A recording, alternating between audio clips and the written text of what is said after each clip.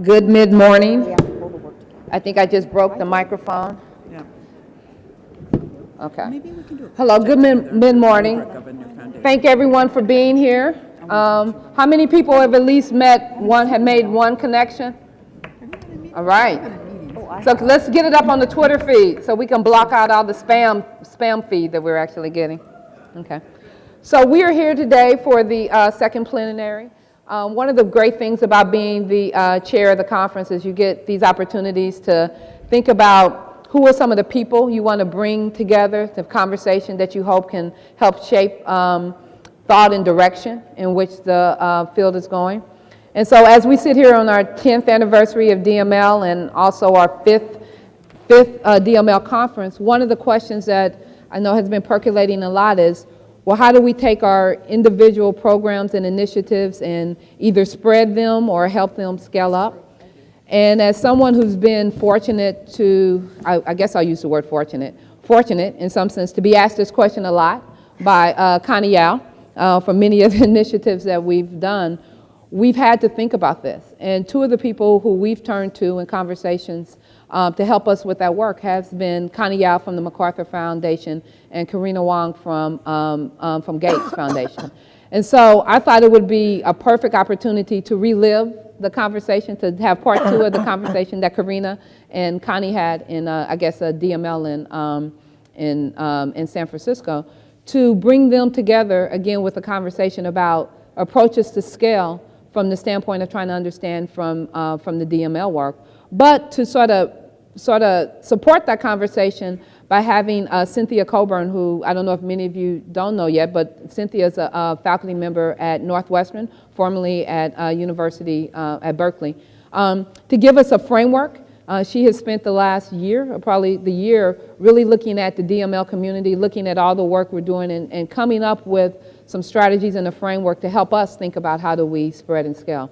So we have an interesting session lined up. Cynthia is going to start us off with her framework to inform the conversation that then next Connie and Carina are both going to give us their initial reflections on their thoughts around the framework and how it relates to their work. And then we're going to have an engaging conversation with the four of us together where we really try to tackle some of these issues and understand what they mean from the standpoint of funding, but actually at the end of the day, what do they mean for each of us, and how do we think about how we take, what role we play in helping to spread and scale the work of the DML initiative. So with that, I'm going to first invite Cynthia up.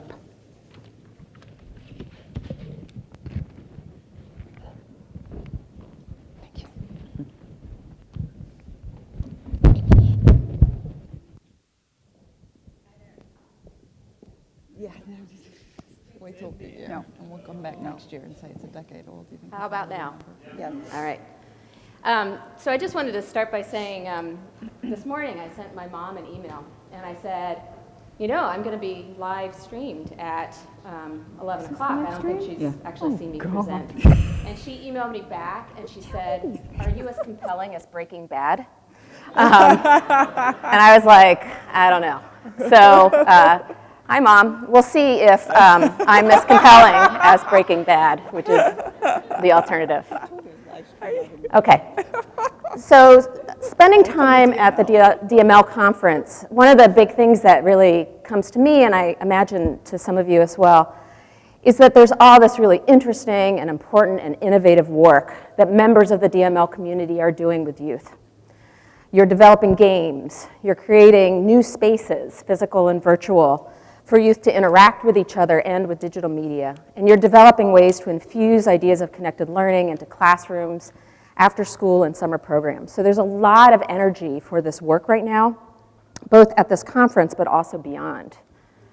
So then the question becomes, how can we spread this work to others in our organization, to other organizations, to other places? How can we get more adults engaged in providing these kinds of opportunities for kids? And how can we leverage digital media to do this? So these are fundamental, but also really hard questions about spread and scale. So just over a year ago at the MacArthur Foundation asked me and my colleagues to do a piece of work that would help the DML community think through issues of spread and scale. And so for a year, we interviewed people experienced with spreading and scaling things in a range of different settings. We interviewed researchers who have studied this issue. And we visited a bunch of DML projects and read and sorted through a lot of research. And as a result of all this work, we developed a framework to guide strategic thinking about spread and scale. So today, what I'm going to do is walk you through that framework. So just to be clear, I'm not going to tell you how to spread DML approaches. Rather, I'm going to frame a series of questions for you to ask yourself. And I'm going to raise issues to think about and highlight a range of strategies that are likely to be useful to employ in your own work as you work towards spread and scale. I want to acknowledge the people that I've been doing this work with.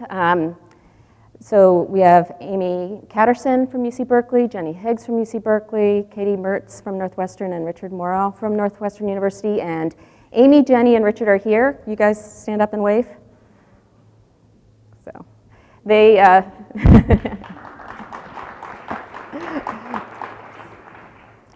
this is really all of our work. I'm just the figurehead here. So, all right. So in thinking about how things spread, how I spread ideas, tools, and information, one of the things I think the argument that we're making is that this depends on what you're trying to spread, who you're trying to reach, the conditions in the places that those people live and work, and ultimately how you conceptualize scale. So I'm going to take each of those questions, each of those things separately. So in our research, we found that how you go about spreading innovative work depends upon what it is you're trying to spread. And these are some of the things that you could be trying to spread. You could be trying to spread ideas, such as the principles of connected learning or of Imago or some other sets of ideas. You could be trying to spread identities, which is finding ways to get people to affiliate with this kind of work, to see this kind of work as something that they do, to see themselves as designers, to see themselves as makers. You could also be spreading products.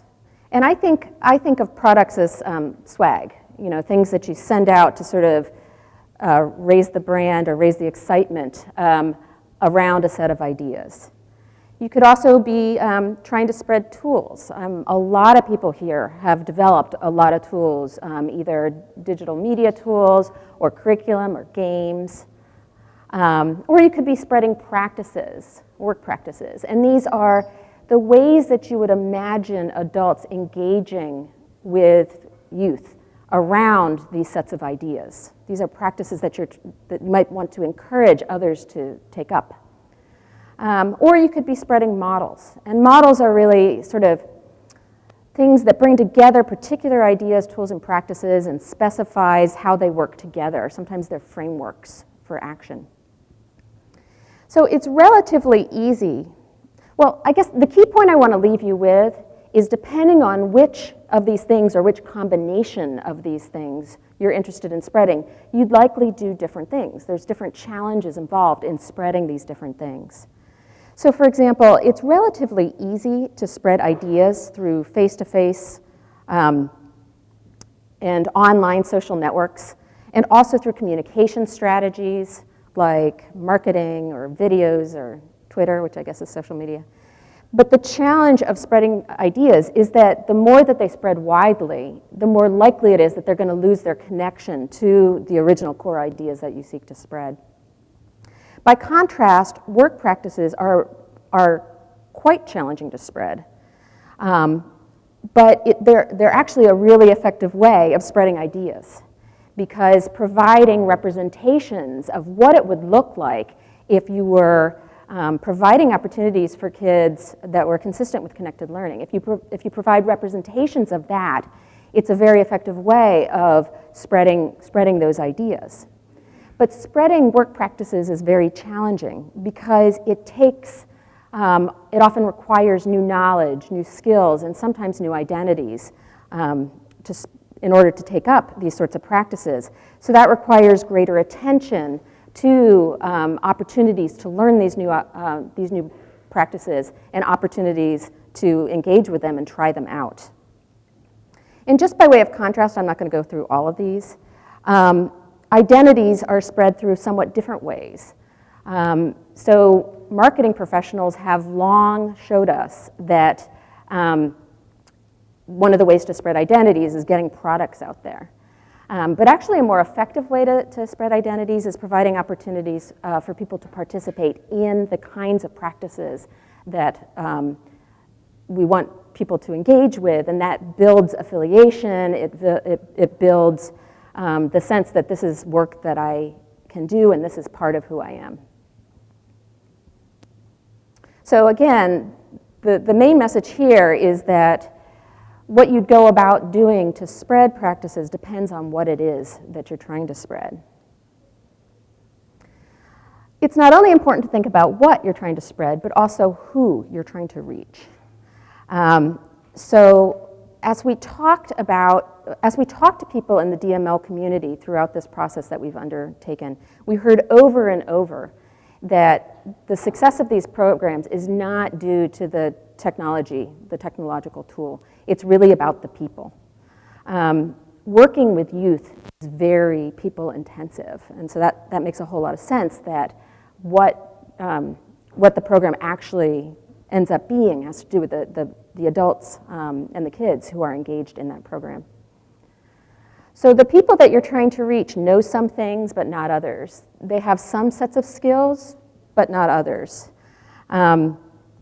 Understanding what knowledge and skill the people you're trying to reach have, and the degree to which that varies, depending on who you're working with, is important for thinking about what kinds of supports they will need to take on new ideas, approaches, or practices.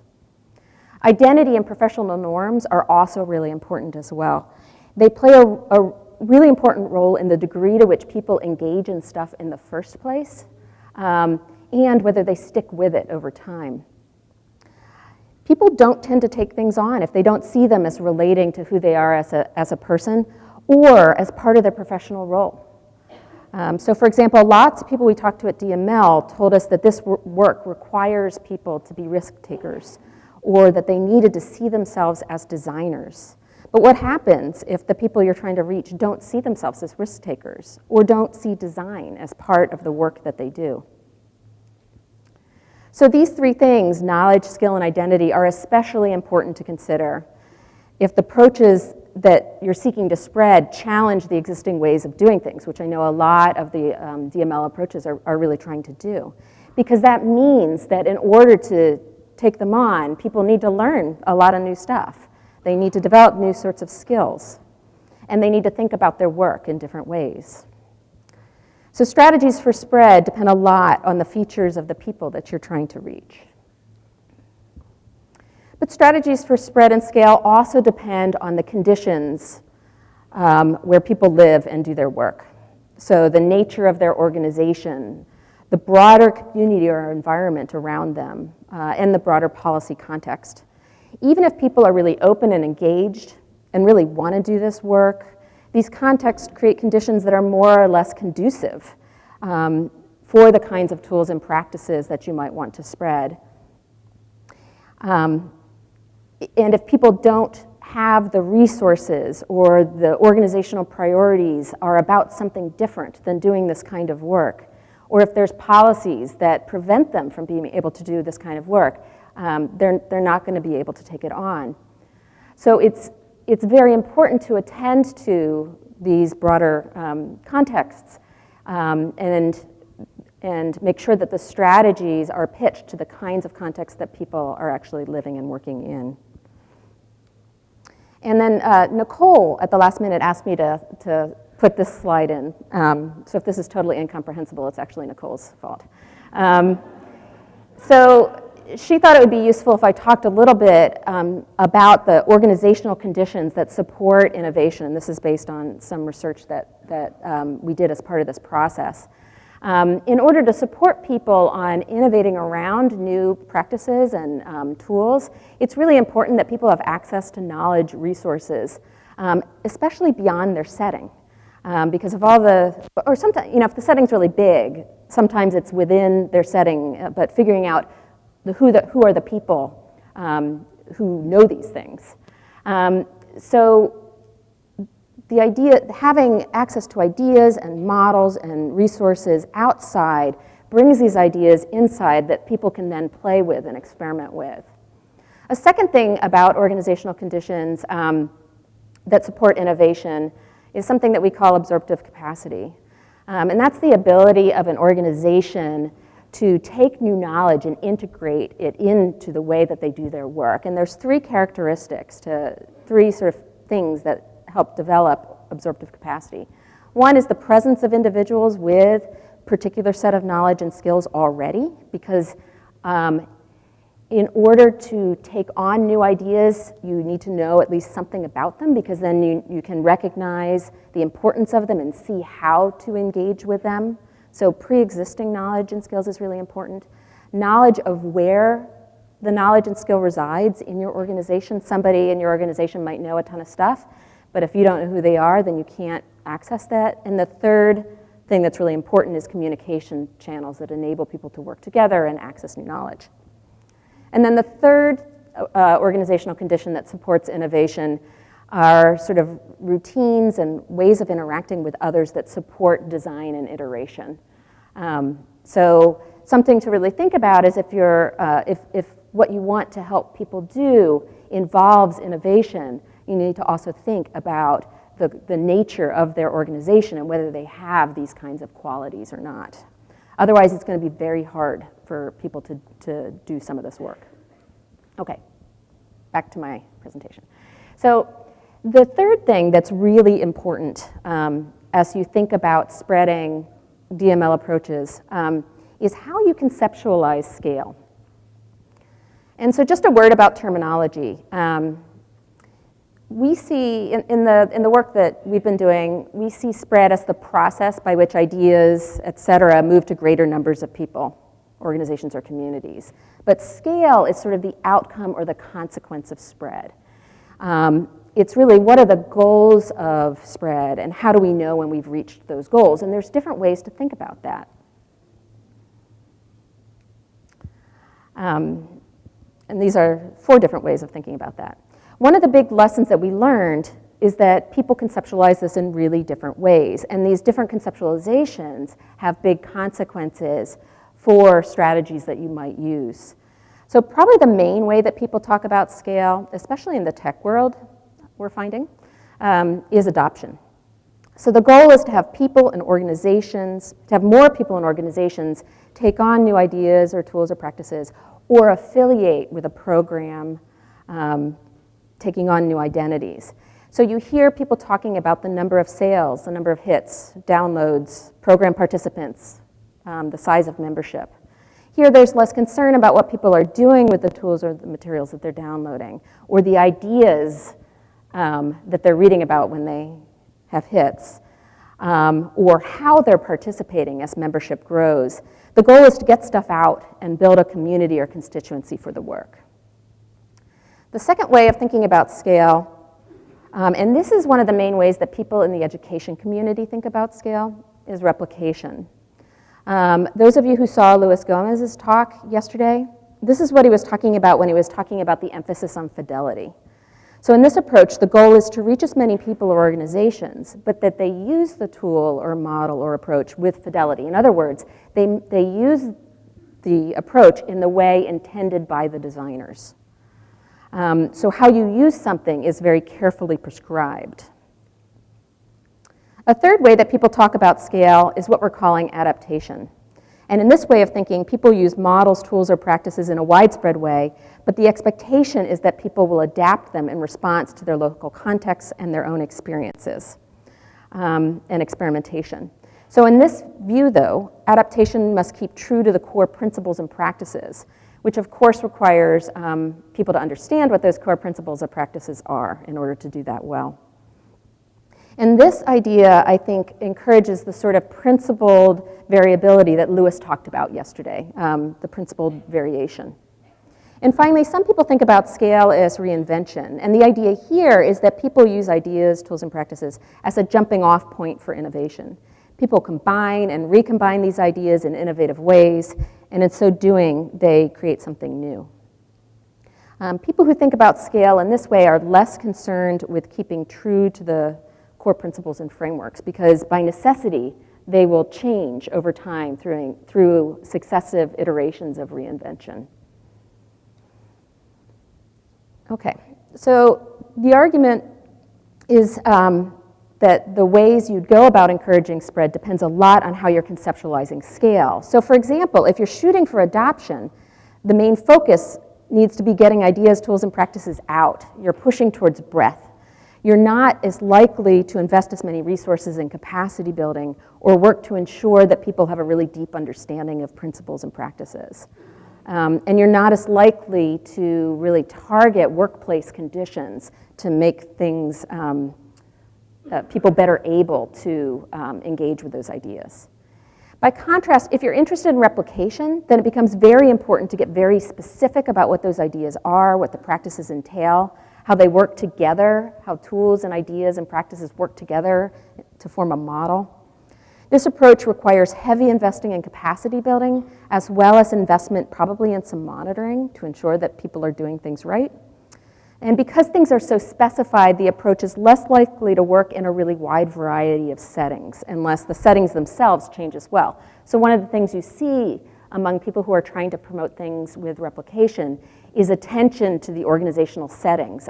This is really common in the school redesign movement, for example. So both adaptation and reinvention require a deep understanding of principles and approaches. In addition, they likely require facility at design, especially if you're hoping that people engage in the kind of disciplined design that Luis Gomez talked about yesterday. And importantly, they require people to see themselves as designers. So there are implications for identity here as well. Further, if you want to be able to learn from adaptation and reinvention, in what Luis Gomez called learning from variability, it also requires some sort of mechanism for capturing and sharing this learning. Okay. So our original question was, how can we spread DML ideas, tools, practices, and programs? How can we leverage digital media to do so? And our argument has been that the strategies for spread and scale depend on what you're trying to spread, who you're trying to reach, the context where these people live and do their work, and how you conceptualize what it means to achieve scale. So we've identified a number of different strategies that you might consider. Some of these, they're in the yellow there. Some of the strategies are ways of spreading things directly, for example, which we represent with the arrow between the yellow and the orange.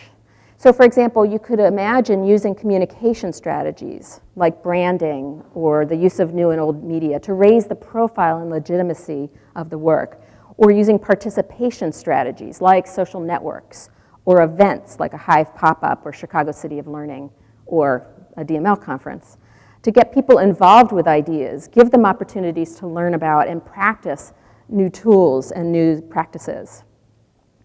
Some strategies, though, so those are things that help spread things directly. But some of these strategies can also be intended to influence the people that you're trying to reach, to make them more inclined to participate, for example, or more able to participate because they have greater skills or knowledge. So this is the arrow from the yellow to the purple. So for example, you could imagine using capacity building strategies like online or face-to-face training or coaching or certain kinds of online communities or leadership development to develop these new skills and understandings about ideas and practices and tools. It's also important to consider strategies to address the broader context as a way to create more hospitable conditions that enable people to do this kind of work. So for example, you could imagine providing funding as a way to ensure people have the resources in their organizations to do this work. You could also imagine investing in infrastructure development, which is one of the strategies we have listing. And by infrastructure development, we mean the structures that give people access to ideas and tools and resources that help them do that work. So when I talked about absorptive capacity earlier, and I talked about the importance of being able to connect externally to new resources and ideas, one of the things that help people inside organizations connect externally outside are infrastructures, pathways, ways of getting information that enable people inside organizations to do their work in different ways. And so infrastructure development, it can be a virtual infrastructure. So for example, you could imagine developing a platform, building platforms that enable people to get access to repositories of skills and knowledge and identities and skills and knowledge and ideas, that hosts participation structures that enable people to engage in joint innovation and learn from one another, or that also could host opportunities for capacity building, like videos, professional development, et cetera. You can also think about infrastructure as being actual. So these are structures in communities that bring people together, like somebody who convenes people, organizations where people work across as a way of developing partnership. And these are things that enable people to make connections with others outside their setting, or venues where people can work together and learn from one another. So one of the ways of addressing issues both at the organizational and environmental level is to think about developing infrastructure in some different ways. And then the last thing I'm just going to point out is that you can also think about policy strategies to influence the policy environment. A lot of us spend a lot of time complaining about policies, especially those of us in school spend a lot of time in public schools complain about policies, but there's also all kinds of policies that affect people in out-of-school settings as well. And one way to think about those conditions is to actually try to address them. And so this involves things like advocating for policy alternatives in op-eds or blog posts or public meetings, or even one-on-one meetings with policymakers, using litigation. That's a really major way of engaging in policy strategies. Or engaging in community organizing, fomenting social movements to marshal public support for new policy directions. So the point I'm trying to emphasize here is that that spread is multifaceted phenomena. So it's important to consider a range of strategies that access different dimensions of the problem of spread and scale. So the last thing I want to point out, though, is that this process of spread and scale, both of these processes are dynamic. My collaborators and I have joked about how this really shouldn't be a diagram. What we really need is an animation to capture the dynamic nature of this process. And this is something none of us have the technical skill to do, so if we have any animators here, we should talk.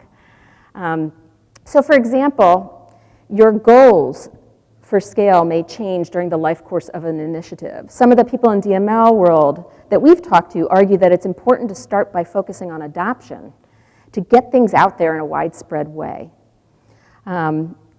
for lots of reasons, and then shift to a focus on replication or adaptation in an effort to deepen practice. So go for breadth first and then go to depth. Others argue that you need to focus on replication from the start, and once people really understand or master an approach, then move to adaptation or reinvention. So you could imagine shifting conceptions or goals for scale over time. The context is inevitably going to shift over time as well. It can shift when a policy changes or when there's a change in leadership at a local level. You have a really great leader who's leading an organization doing that work, and then there's job turnover, and that person goes away, shifting context. And things might also shift because of strategies that you yourself have employed. So maybe you've invested a lot of effort in capacity building, and you've built knowledge and skills of a lot of people involved in this work. Well, then that creates a different set of conditions that people are involved in that work, necessitating a shift in strategies. Okay. It also may, once the organizational conditions shift, it may shift the way you think about what tools that you might, what things you might want to emphasize spreading. So it may not be as important to, so for an example, if you could, one strategy is to start with things that are a little bit simpler, but once the organizational once people start to know a whole lot more and get more sophisticated and develop their skills and their capacities, moving then towards more complex tools or more complex tools and practices and models, because then the organizational setting and the people that you're trying to reach are more prepared for something that might be more complex. So that's an example of how, if the organizational conditions, the context and the people shift over time, that might influence how you think about what you're actually spreading. And then finally, as more people and organizations adopt, replicate, and adapt and reinvent, this creates greater legitimacy for the work. It also creates more resources that are available in the environment. There's more people doing this work, they're experimenting, they've developed a whole bunch of new ways of thinking about that. Well, then that too influences the context. It influences the resources that are available to people, which then suggests that you might want to shift strategies in some different way as well. So the bottom line here is that given what spreads, the nature of the people that you're trying to reach, the nature of the context within which they live and work, and your goals for spread, that's likely to evolve over time. So then it's also important to shift how you're thinking about what strategies you're using to sort of match up with that evolution. So what I've laid out here is a framework for thinking strategically about spread and scale. The specific pathways that people are going to use are likely to be different. But the hope is that you can use this framework as a tool for strategic thinking to help you think through these issues in your own work. And I just want to take a second to acknowledge people. First, the MacArthur Foundation, who provided funding for this work, but also MacArthur Foundation convened a group of folks in November in Chicago, and all of us learned a lot from that group of people that's informed our thinking in this work. And we'd also like to thank the people we interviewed and those who allowed us to visit and learn from them. You know who you are. There's many people who are here at this conference that we talked to, because we learned a ton, and we would not be in the place that we're in without the opportunity to learn from you. And the last thing I want to say is that there is a paper from which this is drawn that is very long and very detailed. And if you'd like a copy of that, just send me an email and I'm happy to share it with you. So, thank you.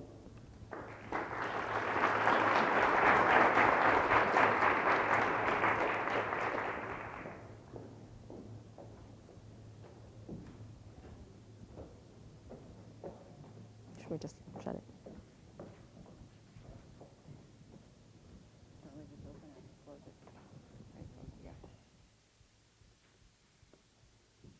Good afternoon. Am I on? Can you hear me in the back?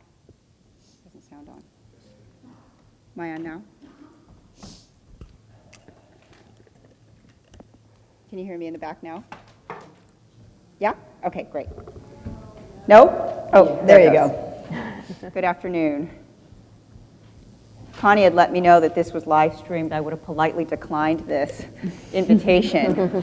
I'm not into live streaming. The last time I was on YouTube, I had done some congressional hearing for my old boss, and no, I don't.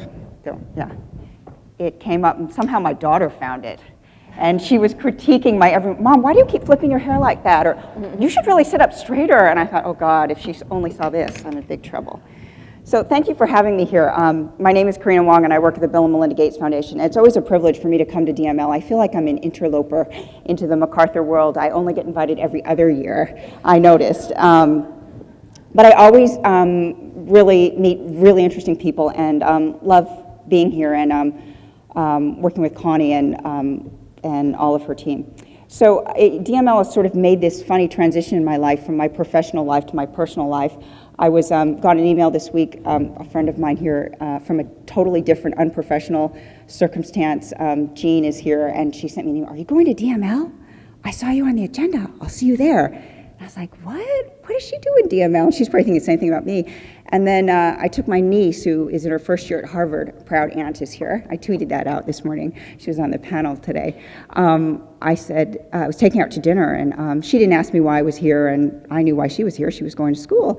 And then I said, oh yeah, I'm going to this conference tomorrow. It's something, I was kind of explaining it kind of slowly, like something around digital media and learning. And she said, oh, DML, the learning labs? I'm going to be on a panel tomorrow morning. And my mouth dropped, and I thought, oh my gosh, I'm just the breakout room. My niece is taking center stage here. My husband works in political communications, and he always talks about, like, you're below the fold, honey. So I feel like I'm a little below the fold here, and it's quite a privilege. If you have any doubt that the young people today are going to take over the world, do you want to put that back in? They are certainly going to take over the world. Okay. Sorry, we're having some, I don't know, I need elbow room here. So what I'd love to do is make a little concrete some of the ideas that it really resonates with me, some of the things that Cynthia said, and I've been thinking about the spread and scale for quite a few years now. Connie and I sort of have a dialectic about it, and I was recently in China, and I found myself meeting with a deputy director of education in the Sichuan province, who also happened to be Mr. Wong. We shared the same last name. I made a joke about it. He didn't think it was so funny. And we were talking about spread and scale. I don't know, somehow we got into it. And the translator took my word for scale. And Chinese is such an interesting language. She translated it as popularize. And I just thought that was a really interesting translation, and it also made me sort of stop and realize, gosh, for the last 3 days, I've been meeting with communist officials, I thought, because it just, that word, popularize, we don't use it very much. And it really made me pause and think, what am I doing in my work to really popularize some good ideas? And it made it really accessible and made me pause. So I want to talk a little bit about 5 or 6 things that we've been learning at the Gates Foundation.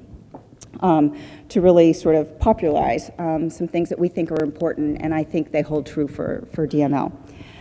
The first one is that design matters, and I say that I'm a big fan of Chris Alexander's book, for those of you who know about it, Pattern Language. And one of the things that I think is really hard with spread and scale is that we all use our own languages. But we need to find a pattern to the language so that we can talk to each other and build a bigger community. And we started to do that with some of our work, those of you who may or may not know it, around the literacy and math design collaboratives, where we try to create a pattern language where we build a base off of which to innovate on so that we can actually hold a forum, and we're all talking, when we use the word module, we all know what we mean by module. And I think that's one of the challenges for DML. What's your pattern language that you want to think about and use? And design matters also in who you use to create the designs. We involved a lot of teachers in the designs of these literacy and math design collaborative tools, and they became the best spokespeople for the work. And that was a critical step in what we're doing, and it's testament to some of the work that I've seen DML do with youth and having them become spokespeople for the work. I met a teacher in Pasadena several months ago who came to speak at a panel with Melinda Gates around some of the math tools that she was using, and I'd never met this teacher before. And she told me her story about how she'd learned about it, and she was one of the haters and wasn't really into it. And then when she started using it and seeing how different kids were reacting when they were interacting using this kind of formative assessment lesson and peer learning piece in her classroom. And she told me that even though we were paying for her to come up to the Gates Foundation, her district didn't want her to go, and she actually had to take a day off from work, an unpaid day of leave. And I felt so horrible, but that testament that she believed so much in it, that she wanted to represent the community of teachers that were doing this work, said, wow, when teachers are involved in the designs and they speak for the work, it's more powerful than anything a funder, a politician, anyone could have said. The second quality that I want to pick up on is something Cynthia said about the conditions. The conditions really count. And for those of us at the Gates Foundation that work inside schools, one of the big learnings this last year in a piece of portfolio that I launched around innovative professional development and really trying to redesign the learning environment for teachers in schools was that time matters. Teachers need time. There is so much pressure on teachers, whether it's evaluations, Common Core, digital media learning strategies, whatever it is. They need time to collaborate. And if we don't create those conditions where they can be successful, it's going to be really hard to scale it. So one of the things we took on was, how do you find that time within the existing allocations of budgets? Because certainly the Gates Foundation or MacArthur isn't going to be able to give each district more money to fund more time. And we took that on in 2 districts, Bridgeport and Fresno, and found one full day a week for those teachers to collaborate. And that was just the biggest gift that we could have ever helped those teachers find, because it opened up so many new opportunities for them. And we'll see what happens. Bridgeport, as some of you know, is in a transition from Paul Vallis to new superintendent. And the question is did the gift of time, did we make it sustainable in a way that allows those teachers to continue to have that time? And are they so bought into the work that they're doing that they can speak up for it as sort of political context and things change around them?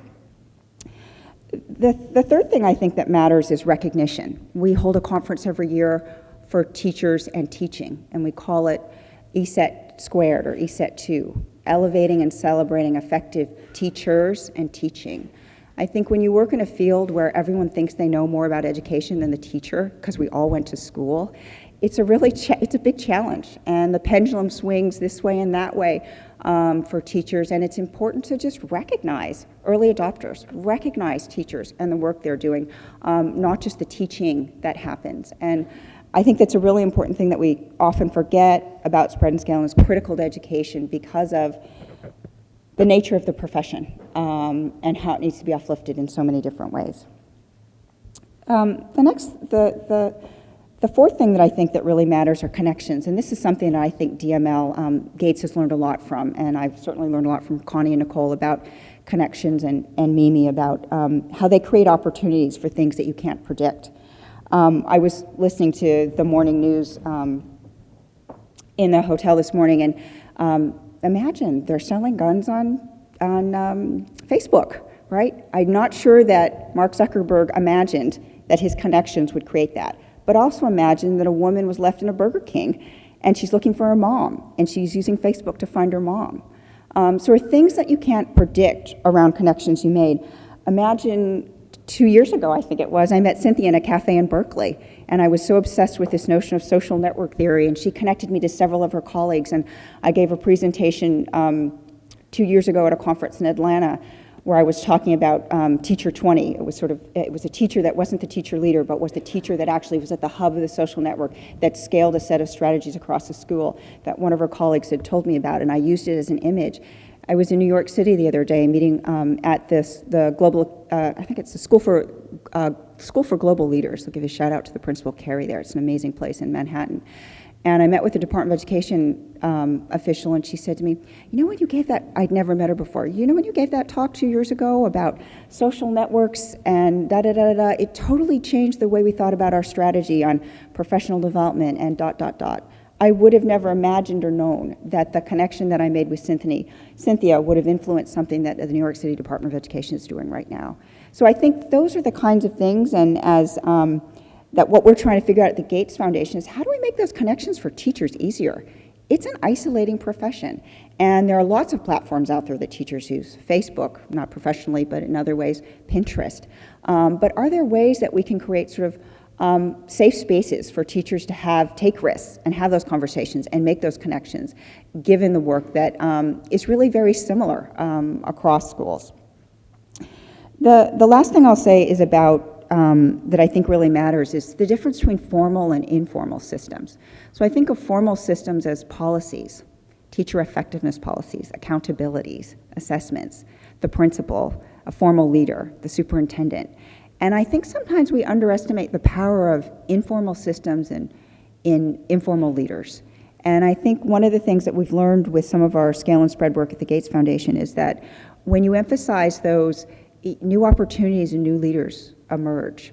And some of the work that we're doing in some of our innovative professional development sites, where instead of thinking about a coach as the person that mentors teachers, what if there were a set of teachers that they were regular classroom teachers, and we put them in different coaching roles, and suddenly you have 10 teachers who did that versus one teacher.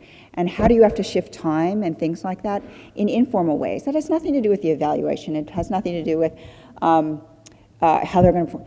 It has about to do with the social capital that some teachers bring, the skills that they bring, putting them in the right positions and places, and recognizing that change can happen from these informal systems that just work.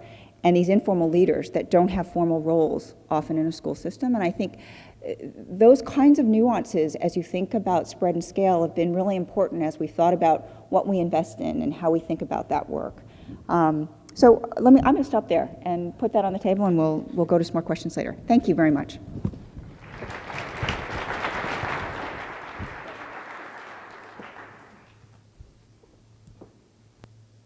Hi. It's awkward. It is awkward. I'm talking over a computer. Is my other mic on? Yeah. How's this? Cool. And I know that lunch is soon. How's everybody? Good? Should we do that moo, ah, ooh thing that Amy did yesterday? No? Okay. So Carina and I agreed that we were each going to make 5 points. So I'm going to count my 5, and then we're going to jump into conversation, and I hope people have questions, and we'll have a conversation. Good? So first 2 thank yous. Cynthia, I just really appreciate the work you've done over the last year. It's been incredibly insightful and thoughtful, and has really helped me and I think our broader DML community in our thinking about spread and scale. So I want to really thank you for that. And I look forward to the continuing work. And I also want to thank my friend Carina. This conference is about connecting practices, and I was on a panel yesterday and talked a little bit about in building networks and in connecting practices, how incredibly important it is to build trust, and how incredibly important in building that trust that then enables having productive friction, because it's really when you're having that productive friction that new ideas and innovation can happen. And as you can imagine, there's often productive friction in conversations between MacArthur and Gates. And Carina and I have really built, I think, a lot of trust and had a ton of wonderful conversations. And I think we have to be building bridges between our separate and different, but sometimes overlapping communities. And Carina took a red eye just to be here for today's conference. And I just really want to thank you for participating in our community, for being here, and being willing to withstand my productive friction. I really appreciate it. So 5 quick things. The first thing is that I think it is incredibly important that we constantly keep in mind, as we think about spread and scale, the broader context in which we're working.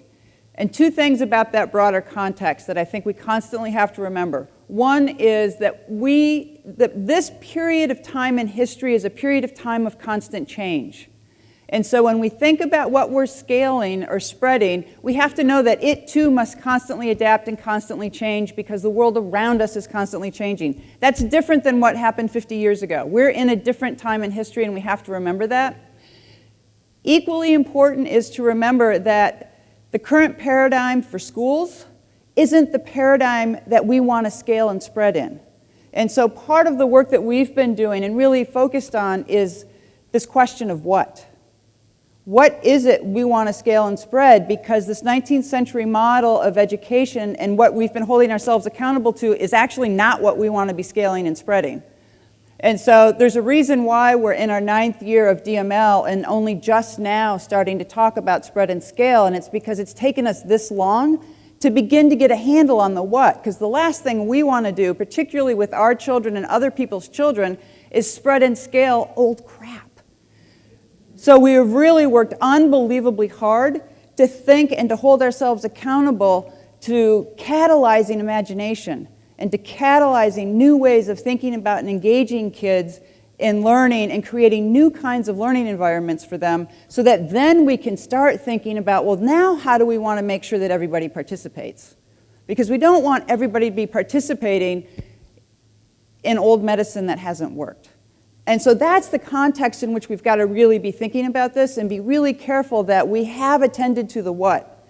And I want to make a little pitch for folks that I know that we're paying a ton of attention to big data, but we can't get to the what and we can't get to new paradigms without deeply engaging in ethnography and without deeply engaging in qualitative research, because it's out of ethnography, it's out of qualitative research, it's out of understanding participation that we get to new paradigms. And part of what's totally held us back and totally prevented us from understanding and moving into new understandings of the what is this constant reliance on randomized controlled trial experiments, quantitative methods, and focusing on best practices when we're in the box of old of old paradigms. And so I just really want to bang the drum for ethnography, for qualitative work, and for really understanding how people are participating in the new affordances of digital media and in the new possibilities of a constantly changing world. Because it's only when we understand that context should we and can we, with integrity, begin to think about scale and spread. So that context, I think, just really, really matters. So that's point one. It was a long point, but I feel a little passionate about it.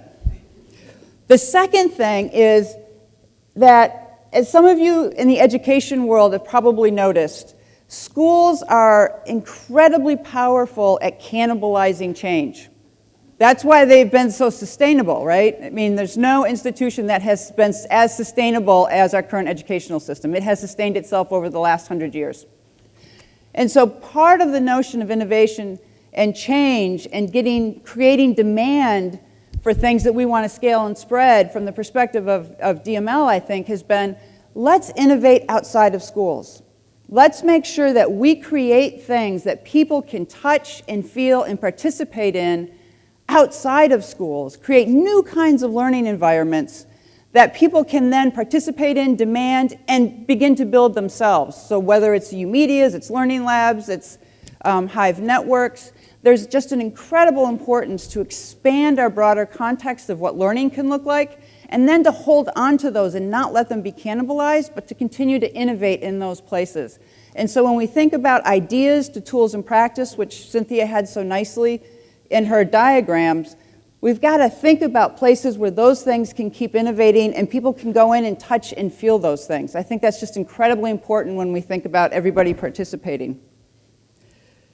Third point, and Lewis made this point so nicely, and it actually comes out of research that's been around for a while that Cynthia was a part of, Milbury McLaughlin was a part of, Joan Talbot at Stanford was a part of, that things that spread in scale through professional communities or networks.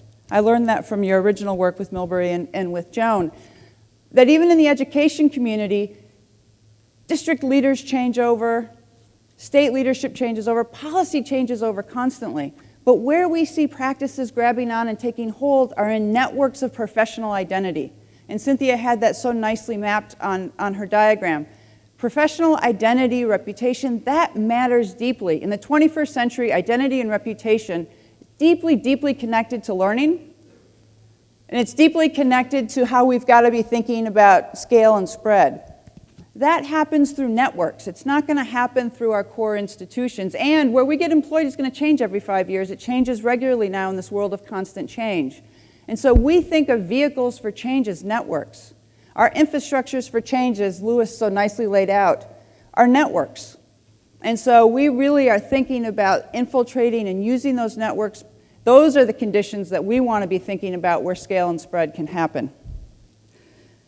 Fourth thing, and this was a big eye-opener for me and was part of what's been so helpful about this work, is that because DML, we've been so focused on the what, it has biased us on Cynthia's chart towards adaptation and reinvention, because that's also sort of the work on the what. It's the constant adaptation and reinvention. And what it's meant is that we have focused less in our funding and in our strategies around adoption. But what that also means is that we have privileged in our work folks with resources, folks who already understand themselves as designers, folks who have probably a more robust set of conditions in which they're working, folks who are perhaps digitally savvy. And that's an issue. And so we perhaps have not as a community been developing enough of the tools that have enabled easy adoption. And that easy adoption may then, as Cynthia had noted, open the door for participating in adaptation and reinvention. And so I think it's both, and I would also say that our partners at Gates have probably done significantly more thinking and been much more thoughtful at the adoption and replication level than we have. And so that's one of the places where I think we can bridge and really begin to be learning from each other in even more ways. And so I think as a community, and there's no question that this bleeds into race and class issues that we have to be thinking deeply about as a community in terms of how we make sure across all of our work that everybody participates. And I think some of those 4 buckets we might want to be thinking about in terms of how we make sure that everybody participates in reimagining what learning can look like in the 21st century. Which leads me to my 5th and last point, which is, as I was looking at the diagram that Cynthia laid out, it's a really complicated diagram. And part of, I think, what we often do as funders, and in at least the education world, is when somebody comes up with an idea or something to spread and scale, we then say, okay, go spread and scale that. And if you look at how complicated that all those boxes are and what it takes to spread and scale, just as we have begun to understand that no one institution, no one entity can manage the learning for our youth, no one entity, I think, can really be responsible for catalyzing a new idea, implementing a new idea, and scaling a new idea. And that we really have to understand even that in the context of an ecosystem, and that right now our ecosystem is pretty broken, and that we have to understand how to take ideas through design, through development, and through scale as a networked infrastructure, and that we have to start taking responsibility for building out that infrastructure in a way that really facilitates all of you in participating in it.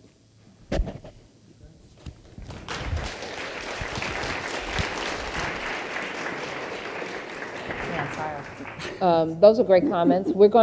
I have a couple of questions, and we're gonna just have a conversation. And then, are there microphones in the, my eyesight is so bad. There are mics, okay. We'll have you come to the microphone in a moment. So I have one clarification I think is for you, Cynthia, and is it spread versus scale, spread and scale? And is there an order? Yeah, the way that we're thinking about it is that spreading something leads to scale. Mm-hmm. You could also think about scaling, like scaling is similar to spread. Mm-hmm. So it's not one or the other, although you could imagine spreading things just a tiny bit and then you're not sort of getting to scale. Mm-hmm. Does that help? Yes, because I think because adoption and replication is more so related to the scale, mm-hmm. right? And the adaptation and reinvention oftentimes are spread. And so Connie, if you think about if you think about the learning labs and you think about hives and the things how do you think differently, or how have you thought differently about those terms when you sit down and say, we're gonna apply a particular approach for how we might do learning labs versus how we might do hive, and the same thing for you, mm-hmm. Carina, in the work with the Common Core, how are you thinking about spread and scale? I think about them however Cynthia tells me to think about it. Okay. So you go first, and then let me keep thinking, and I'll come back to it. I thought those were really interesting distinctions, this adoption, replication, adaptation, reinvention. I think Connie is right that particularly in my own work, we focused a lot on the adoption and an adaptation.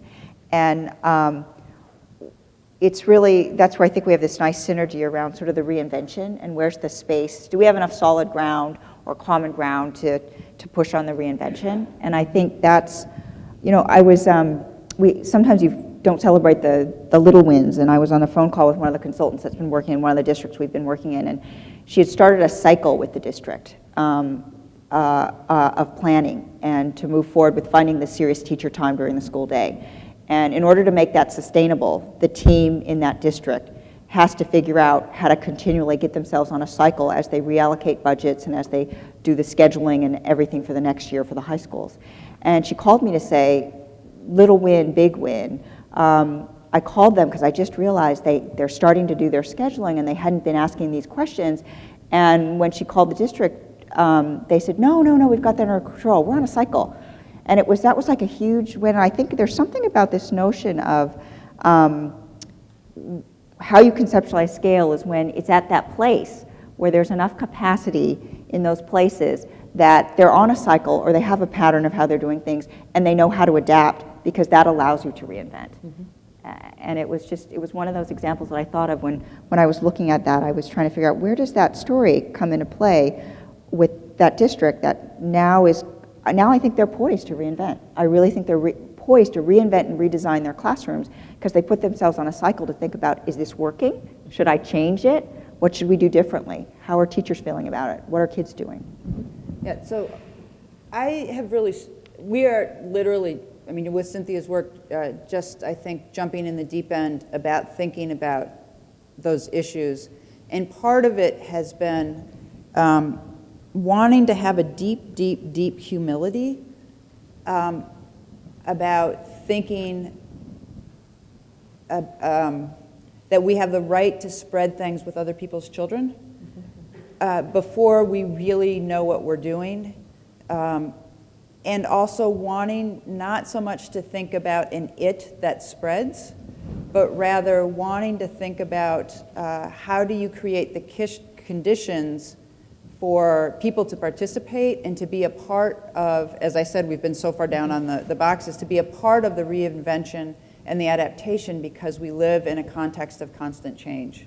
And so our thinking in the learning labs and in the hives and in the Quest schools has been really about how do we engage both the youth and the adults in processes of co-design with a core set of design principles that we know are critical. Yeah. And as we have all been learning together, it's an incredibly heavy lift. Yeah, just adding to that, I mean, one of the things that you could think about spreading are design practices. Mm-hmm. Yeah. And I know that there's a lot of people out here who have spent time thinking about effective design practices and trying to create conditions to enable more and more people to learn those kinds of practices.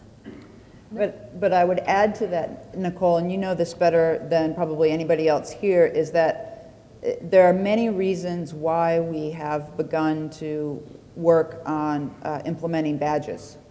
But one among the many is that badges are a very lightweight way for people to begin to participate, but also to connect their work. And so, because we have to find lightweight ways for people to join in a design process, to participate in the broader connected learning infrastructure without having to do deep, deep design and reworking of their programs, because it's most people's organizational contexts don't support that yet. I'm curious, one of the things we talked about was identities, and how many people here in the room would say they have an identity as a designer in some capacity? Raise your hand. So, and I think about that in terms of adaptation and reinvention, but if we talk about how many people, I don't know what the actually even proper term here, but if you think about technical assistance, how many people, what would be the identity or the label related to saying you do more technical assistance? Professional development? Professional development, how many people would say that? Probably, not as many. Mm-hmm. I think one of the interesting things for us as a community is when we begin to have a language around adoption, replication, adaptation, and reinvention, it helps us understand really who are all the people that need to be at the table for the ecosystem, and we can look around and say, do we have enough? Are we, in my team, are we a room full of designers? Do we have enough of the professional development or the people who do technical assistance so that we can run the full gamut? So with that, what do you see as the unique role of funders, of you as funders in supporting, how you think about creating new types of partnerships and funding arrangements in an effort to sort of create these economies that can be self-sustaining for these initiatives that you incubate? Do you want to go first, or do you want me to go first? Oh, go ahead. Say the question again. So how do you, so you've both spent a lot of time, I would say as a person who's worked with both of you, it's not just give me a proposal, it's like let's really sit down and let's think about the work, and you're crafting and you're working with us to help craft the initiatives and the work that's going forward, and at multiple stages of it. Yeah. And so at some point, but the goal also for you is not to say you're going to be the funder, forever for the work. And so there's points when you're thinking about how you're bringing in partnerships, even with each other, with other foundations, or bringing in, MacArthur, how you work with Mozilla. How do you think about, thinking about these new types of partnerships that can enable some of the scale and spread of ideas that oftentimes those of us in the DML community, as you said, aren't necessarily the people to go from the one classroom to, is being implemented and adapted across the whole country. Yeah, again, I want to say this with the right amount of humility, but I think we live in a world right now of tight economies and not a lot of discretionary funds, which then raises the level of how important philanthropic dollars are, particularly philanthropic dollars around innovation and around allowing new ideas to spread and scale. So my response to the first part of your question is I actually think we're the free dollars. So I think that the philanthropic dollars in this space are incredibly important. And incredibly important to the future of folks having opportunities to create and to reinvent and to think about what the future of learning can look like.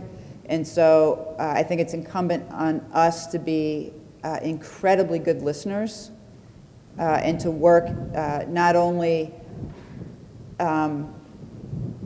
collaboratively and incredibly well with each other, because if we don't work well with each other, we're just pulling you guys apart and pulling you in a bunch of different directions. But it's incumbent upon us to work in a collaborative way with you all, because otherwise we just become another top-down funding source, just like any other federal or other kind of funding source that is equally problematic. We have a proposal review process. You might imagine we get hundreds of thousands of proposals every year, and I often ask myself before I go into those meetings, why do this? What's so unique about what Gates can do versus anyone else, whether it's government or another funder? And I think we've invested a lot in sort of building blocks and some of the enabling conditions, and I'm always looking for what's the unique value add that we at the Gates Foundation can contribute. So I'll give you two examples. One is we have a line of sight that a lot of times it's very difficult for other individual organizations to have, because we fund so many projects. So one of the pieces of work we're trying to lift up is how do you create a line of sight across the multiple teacher networks that might sit across this country? How do you network those networks? What might they want to talk about? Knowing that they're all dealing with very similar problems and I'm funding very similar things but in different networks. What might that look like? Is it that I need to fund a conference? Is it that I need to fund a digital space for them to have a community? So we ask questions like that to sort of figure out what's our unique contribution. Another example is, Cynthia touched on it a little bit with the markets. We've launched a lot of challenges, both in my portfolio and the Next Generation Learning Challenges, where we don't want to pick a winner, but we want to have folks in the innovation space continue to innovate. So we might do some research and say, what are the kinds of student-facing tools that need to be produced? And we find from the research there's a market gap, and the market gap happens to be in literacy tools. That's the free money in ways that Connie talked about to sort of say, well, maybe we should launch a literacy challenge and open it up to vendors to try and create new literacy apps or things like that. I think we're always looking for those kinds of opportunities where there's a unique proposition as funders that we can put something on the table. Can, if people have questions, can they start coming to the microphone? I'm afraid of Mimi's question. Go ahead, Mimi. Okay. Yeah, so I've been sort of ruminating over Lewis's talk yesterday and thinking about the ideas raised in this panel too, just in terms of my own work. So I'll do some of my puzzling in public about this, which is, with DML, I mean, I think we're a community that we all believe we have really great ideas and have been doing innovative work, like Lewis has said. We're sort of at the end of that arrow that he described. But then there are definitely moments, and this is part of this humility or this thinking about connected learning, where it's also like there's nothing new under the sun in some of what we've been doing, right? I mean, these ideas of progressive education have been with us for a long time. There are already amazing practitioners all over the world doing the things that we are promoting as our innovations to some extent. Like these aren't you know, if we have a certain platform and a visibility that maybe not everybody has, but a lot of the things that we are celebrating and promoting as connected learning, or the kinds of youth practices that I've found, are not things that I've created or designed, but things that I've discovered by listening attentively to what young people are doing. And so in sort of trying to reconcile that with the idea of spreading our innovations, which is often the frame that we put on this, there's something that's not quite clicking for me there, and is a very practical struggle as we move into the next phase of work and how we think about it. So the question I want to put forward is, what if we, like, so Cynthia has these arrows going in this direction, then there's these green contexts, right? So what if we rethink our goal as not spreading our innovations, but of changing context so that people can take up the innovations that are already there?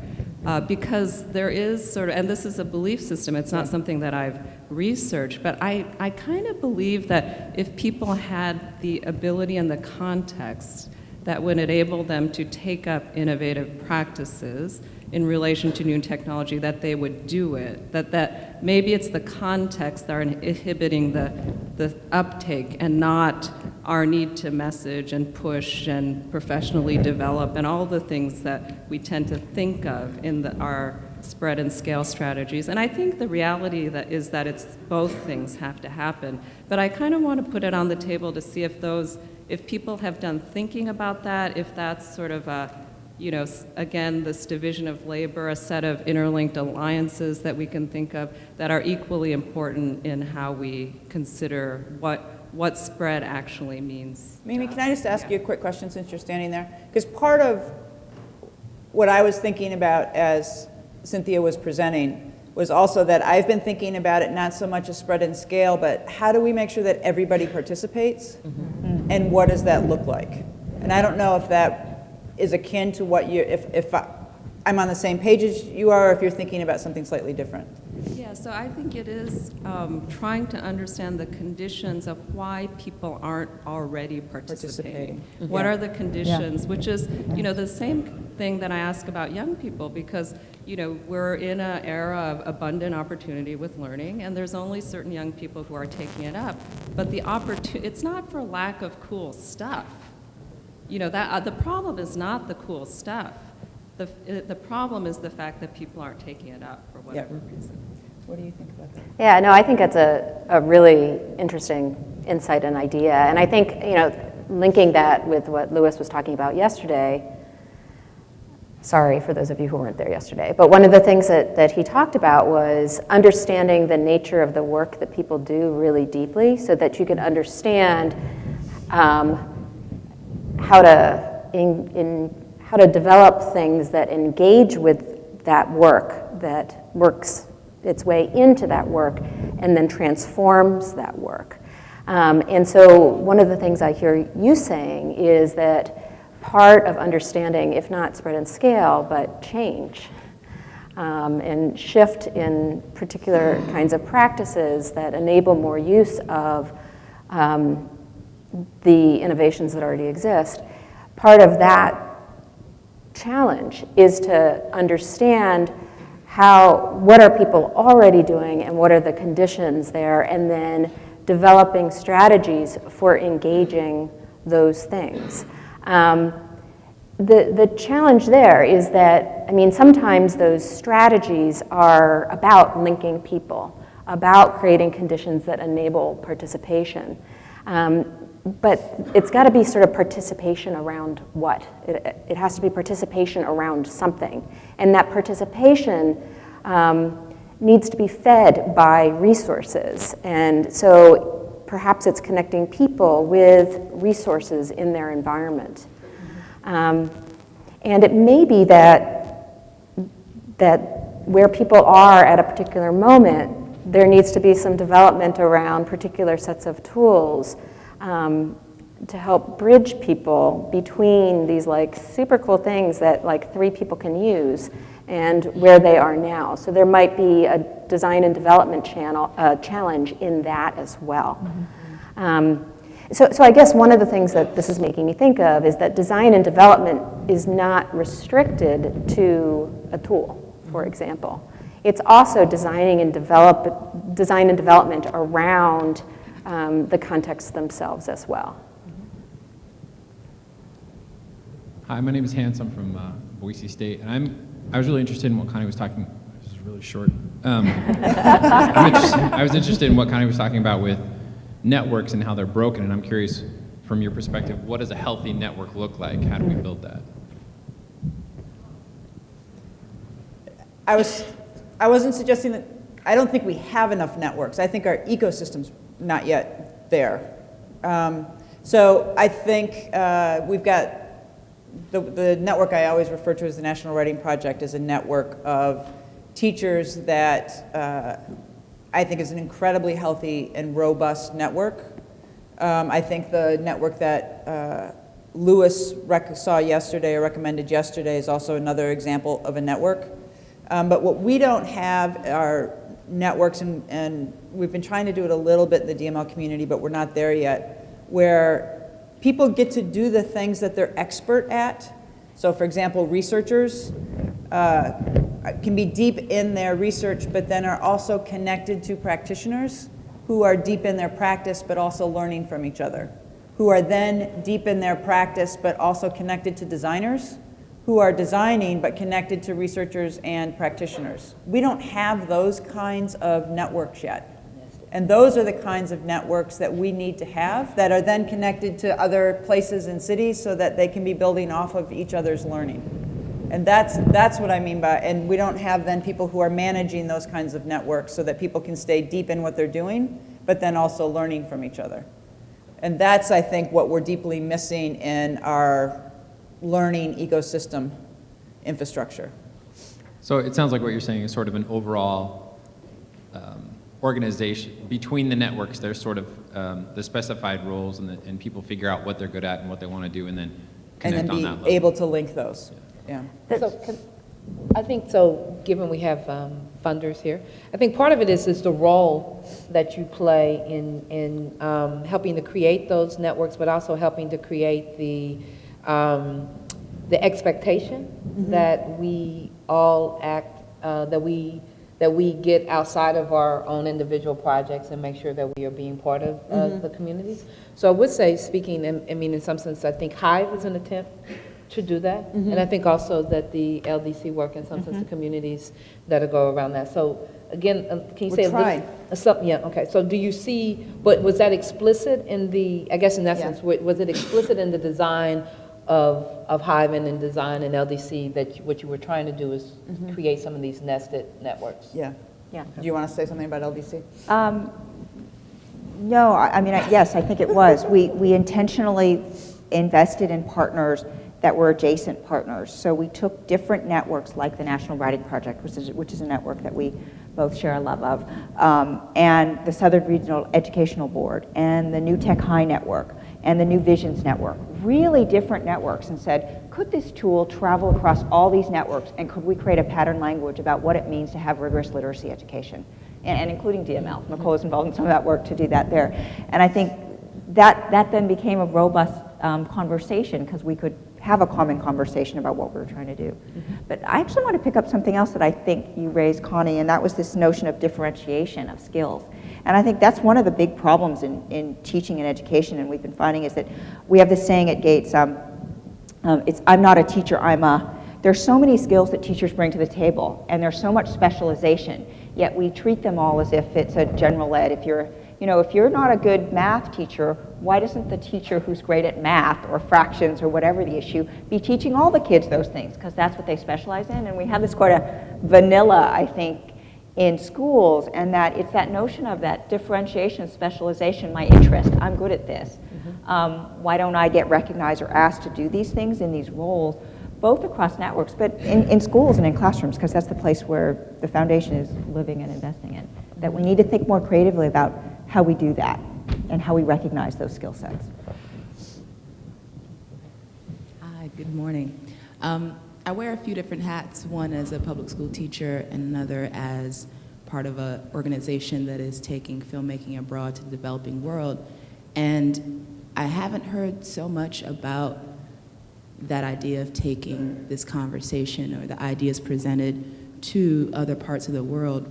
I see it as an obligation. I mean, if you think about the state of the developing world, it's in large part due to what the Western world has done there. So I'm wondering whether you all have any sort of thoughts on how to be intentional when talking about education abroad and not replicating, because a lot of times when you hear the conversation of taking, you know, ideas that were presented in the Western world abroad, then it's sort of like replicating a structure that we all acknowledge is not working. So how can we be more intentional when we're taking innovations and, you know, these more progressive ideas outside of the Western world?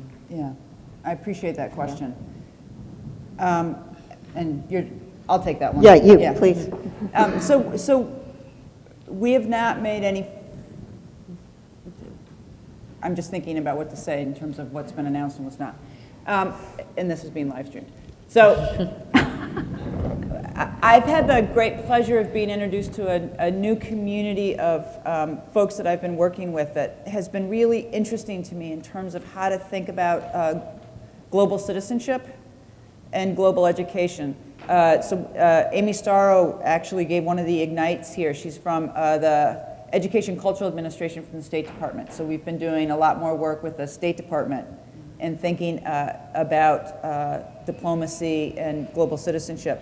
One of the things that's really interesting about virtual exchange, so virtual exchange is our efforts to really have, instead of physical exchange like the Fulbright or field service, it's a conversation about how do we have youth in the United States be in conversation with kids in other countries. And what's been, as I've gone deeper into thinking about virtual exchange and connecting the DML community with the virtual exchange community, what I have loved about beginning to explore this, to your point a little bit, is that I feel like when we are in conversation about international education, there are two kinds of conversations that we have.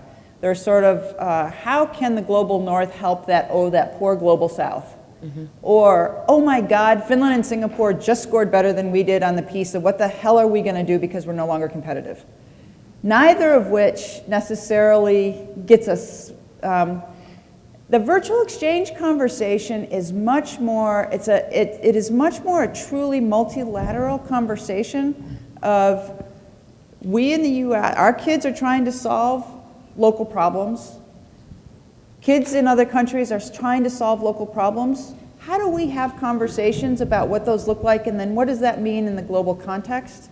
Because we now live in a world of complicated problems that actually all have global significance. And so how do we share, and how do we talk to each other, and how do we have empathy and learn about each other, and in that process perhaps begin to change each other's learning systems? And for me, these are the first global conversations that I've had that feel, and this is how I think about learning, is that both the actual learning experience has to be dynamic and robust, and it has to have implications for changing the system at the same time. That it's not, systems change, and the learning experience ought to be one part of the same thing. They can't be two separate things. And so that's part of where I think us being the DML community, engaging in a broader, the virtual exchange community and conversation, I think has huge opportunity both for education in the United States, but for understanding global competence. That was a really long-winded answer, but that's what I've been thinking about lately. Time for one more? Thank you for the panel, and I'm going to ask this with the caveat that DML is my one network that I think deals with this question and responds to this question more than any of my other networks about student voice. I am a teacher who's been in the sandbox for over 30 years, and over the last 10 years, I've made a decision, as I've designed my own curriculum, to pay close attention to how kids are using technology on their own. And that's taken me on a journey that has informed me and transformed my teaching practices in this is one of the most progressive groups, and yet I still am frustrated by the lack of student voice plays in the conversation. You were talking about informal teacher networks, yay, but without their voice, and we hold on so strongly, and I think students and teachers and policymakers of our old narrative of education, we're still holding on to the narrative assessment, even though we're not asking, are we assessing the right things? We still hold on to our old curriculum without asking, are we even, is that curriculum relevant anymore? If you can Google it, should you be teaching it? And maybe for all of us to have this conversation, how to move forward, we really need to have the kids at the table, and DML has been doing the best job of pedagogy, peer-to-peer learning. That's what I'm seeing. The robust that's going on in their world, online, off school, is so much more robust, and it's almost like they power down to come to school. So what can we do as people who care deeply about moving forward to bringing that point of view to the table to help inform us how we can better serve them? Yeah, ditto. I mean, I think that's really powerful. And at the foundation, you know, we don't fund, we may fund some that I don't know about, but we don't have a sort of a portfolio around student voice, I think, and I agree with you, it's critical. I would love some ideas about how to think about that. Feel free to email me, carina.wong@gatesfoundation.org, because I think it's something we care about, we talk a lot about at the foundation, but we haven't quite figured out how to mobilize that in some way, or how to be an enabler to the mobilization. And I think that, you know, I'm super confident. Seeing my niece sit up here on a panel, they're going to take over the world, whether we want them to or not, no matter what we do. And I'm glad, Connie and I were laughing outside, we're glad for it. We're quite old at this point. So, you know, it's going to happen. I believe it's going to happen, and the revolution will happen from the kids because their voices will be heard. So I'm not sure. I'm not sure how we do that. Can I just go ahead? Well, I just want to say one thing, and this is a shout out to Mimi. This is something I'm quoting Mimi from the meeting that we had in November.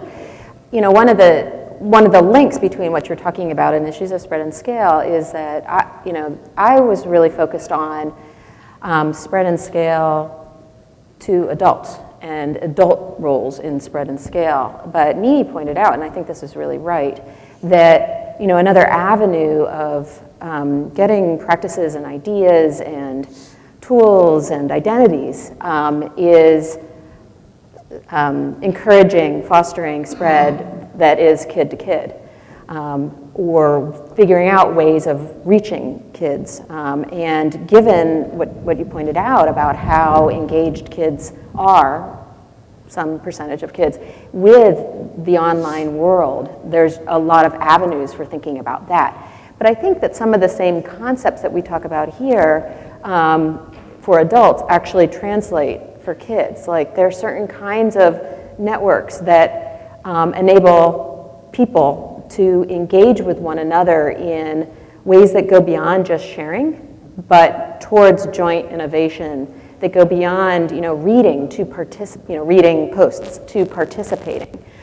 So one of the things to think about is what are the tools in our toolbox for engaging and spreading these sorts of experiences for kids, and how can we work with these already existing sort of platforms and leverage them for more substantive participation and more deep engagement and learning opportunities for kids. And also being conscious that how do we make sure that they still oftentimes stay kids' spaces, right? Because sometimes when we try to create those spaces and come in, then we can dominate those spaces, and then they become spaces that kids don't want to occupy anymore. So I think it's an interesting issue and challenge to figure out how to continue. It is. I do want to make a plug. It's an excellent opportunity to make a plug for a 4 o'clock session that is called Student Speak, where we will have at least 3 students who have been long-term participants in some of the DML programming, who are now college graduates. who are coming back to speak about their experience. Did you? No, I was just saying, you know what's complicated for us as adults, the sort of ahas you were talking I was having, is that we actually have to just let it go. And that's what's really hard, because we're like responsible adults and there's all sorts of data privacy and other things happening around us and laws and things like that.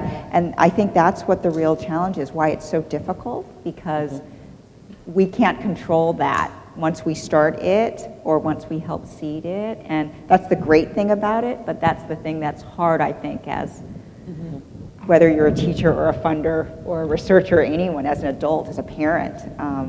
And that's what we have to be willing to do, is let it go. Yeah. So this is the last question, and then we're going to let folks go to lunch.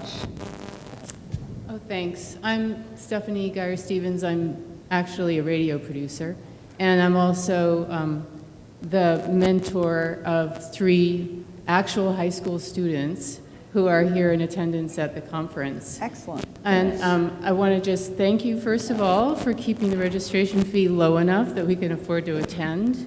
But I would also say, if you really want youth to participate, there's not a lot of a gap. It's mostly finances. For us, we had one really generous parent who was able to cover. But, you know, gosh, what we could have done in terms of participation from Healdsburg High, you know, if there was more funding for students to participate. And we've all reflected in the course of this conference, it's been a whole range of, gosh, you know, we shouldn't be the ones here. It should be Mr. B from biology, because he totally gets this stuff, to understanding that really they're the ones who we've created this little bubble where they can innovate that's sort of separate from their regular school. And they're lucky because they have that space where they can do their innovative processes. And so they are as much at the table here as anyone else, you know, who's presenting in a panel or as a keynote or what have you. So in any case, I would just use this moment that you opened up, whoever it was, to say thank you, and also to see if you can do what you can, funders, to bring more youth to a conference where the youth that I've been privileged to be here with have been able to participate in mightily and with a great deal of enthusiasm and a great deal of energy. So that's not really a question. That's just sort of a comment to you. Thank you. Yeah. So thank you. And I want to thank all our panelists for being here, and Carina, really thank you for, you know, getting on that plane, coming out there. So enjoy lunch. Do you want?